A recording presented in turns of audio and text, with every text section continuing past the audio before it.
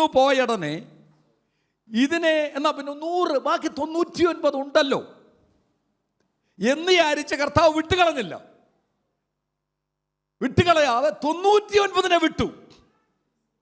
ആ 1 പുറകെ പോയെന്ന്. അതുകൊണ്ടാണ് നമ്മൾ ഇന്ന് ഇവിടെ ഇരിക്കുന്നത്. നമ്മളെക്കാൾ നീതിമാന്മാർ അനേകർ പട്ടണത്തിൽ ലോകത്തിലുണ്ട്. എന്നാൽ ദൈവം നമ്മെ അന്വേഷിച്ചു വന്നു. സ്തോത്രം. അപ്പം കിട്ടി ഈ 1 99.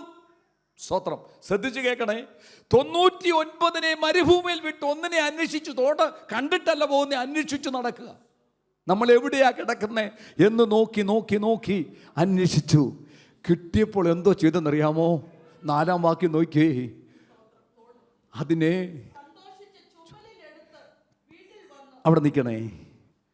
ഈ ചുമലിലെടുത്തോണ്ട് ഇങ്ങനെ വരുമ്പോൾ ഈ 99 ആടും നോക്കി നിൽക്കുക. ഈ 99-നെയും എന്ത് ചെയ്തിട്ടില്ല. ഈ 1 നീ നഷ്ടപ്പെട്ട സ്ഥാനത്ത് മടങ്ങി വരാൻ, നീ കുരുങ്ങിക്കിടക്കുന്നിടത്ത് ഈ നല്ല കർത്താവ് വന്ന് നിന്നെ കണ്ടെത്തി ചുമലിലെടുക്കുന്ന ഒരു കർത്താവ് ഇന്ന് പകൽക്കാലം ഇവിടെ വന്നിട്ടുണ്ട്. നീ ഏതു വിഷയത്തിലാ വേദനിക്കുന്നത്? മറ്റാരുടെ വിഷയമല്ല, നിന്റെ വിഷയത്തിന് വേണ്ടി പ്രവർത്തിക്കാൻ ഈ ദൈവശക്തനാ.